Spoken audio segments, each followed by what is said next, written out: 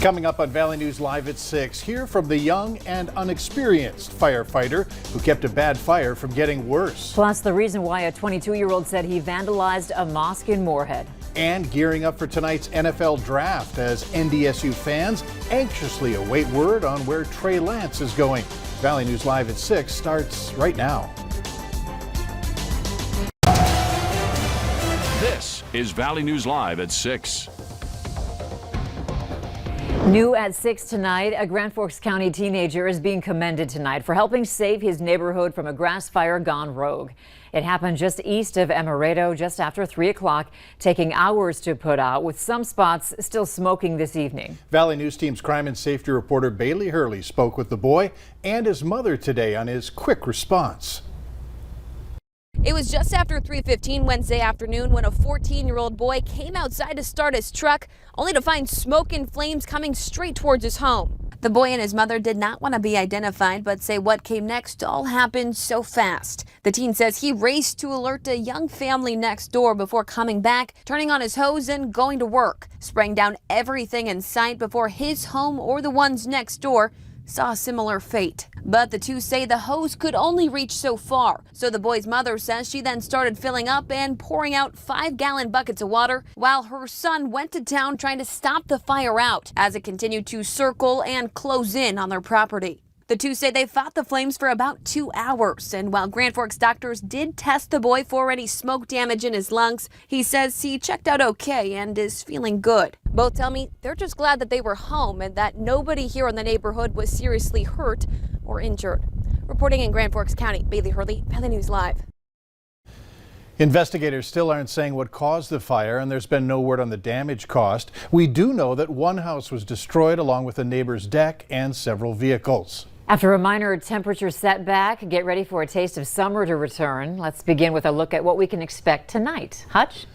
Indeed, with the wind and the cool temperatures, it was certainly a little bit drafty on this draft day this morning. Now the wind continues to blow as we look in on our home of economy location in Grand Forks. Some sculpted high clouds by those gusty winds. 50s up north, 60s here in the Central Valley and Lakes Country, and 70s in South Dakota and the Central Dakotas. A few passing sprinkles moving through places like the Traverse County area. As we head into the evening hours, things should be quiet, and the wind doesn't quiet down till after sunset, and the 30s return on another chilly night for many, particularly the eastern one half of our viewing area. Now, we do have a warm front that'll be moving through tomorrow, and that will bring the heat for the weekend, but there'll be a transition, including a few sprinkles. I'll have your hour-by-hour details here in just a few moments on what you can expect right here. Okay, thanks, Hutch. The man accused of spray painting racist graffiti on a Moorhead mosque now claims he did it as a joke. Benjamin Enderle is charged with harassment and criminal property damage. A woman who works in the loss prevention office at Dilworth's Walmart says they found sales of red paint, and court documents state that Enderle was seen on surveillance video buying red paint, spray paint, the day before the incident took place. Court documents say that Enderle admitted to the vandalism and that he did it to get a reaction from the community. If convicted, he could face up to 6 years behind bars. A Valley City man is now charged after being accused of sex acts with a minor. Cole Meridian faces 1 count of gross sexual imposition. The victim in this case told the school counselor about unwanted sexual contact after she told her father and he didn't believe her. Court documents say Meridian laid on an air mattress with young girls and touched at least one of them inappropriately. 2 juveniles are now facing potential charges in connection with a fire at the former Mid-America Steel building in downtown Fargo.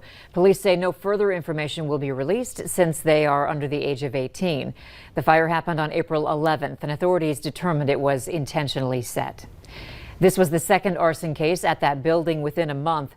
The first fire took place on March 22nd. Riley Keeping was caught and charged in connection with that case. The 2 other persons of interest in the case are juveniles. The North Dakota Housing Finance Agency wants to warn you of potential scams on your loan account. The NDHFA will only contact you concerning your mortgage loan account only under these circumstances: an issue with your account that needs to be resolved, your payment is late for the current month, occasional account or information updates concerning your account at NDHFA. NDHFA will never contact you and ask for your personal information. If you are contacted by someone stating that they're with the agency, you should hang up and call either number on your screen, 701-328-8080 or 1-800-292-8621. And if you need help uncovering an issue in your community, call our whistleblower hotline. We'll do our best to get to the bottom of it. Call 701-237-6576 and leave your tip.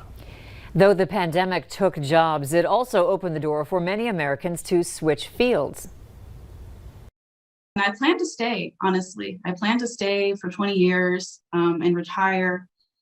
But, you know, life happens.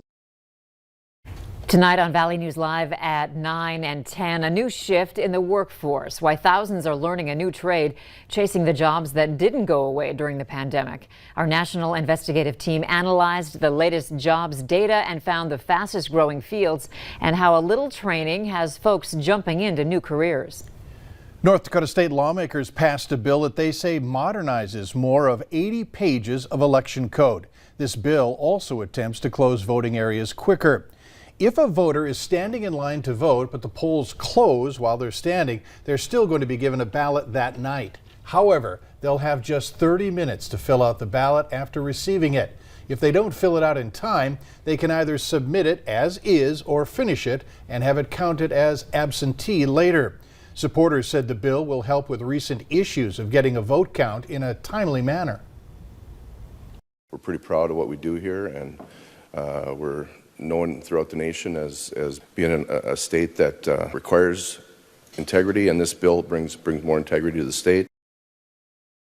After a few rounds of amendments, it passed the House unanimously and the Senate. North Dakota Governor Doug Burgum will either sign it or veto it in the coming days. For football fans, today's a big day, and the talk here in town, where will Trey Lance go?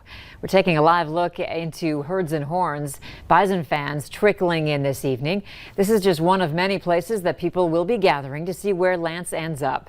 Beth Houle will join us later on where he might end up. The NDSU Bison are in Texas and will take on Sam Houston State in the next round of the playoffs. That game is slated for Sunday at 2 in the afternoon and will be televised on ESPN. As you plan for that, we hope you'll tune in to the Bison pregame show on KXJB at 1 p.m. It will take you all the way up to kickoff at 2. Later on Valley News Live at 6, a perfect time to get rid of that unwanted stuff. Details on upcoming cleanup weeks in the Valley. And for some, unwanted temperatures this morning in the 20s, not far from the teens in Langdon, but the sun went to work right away this morning.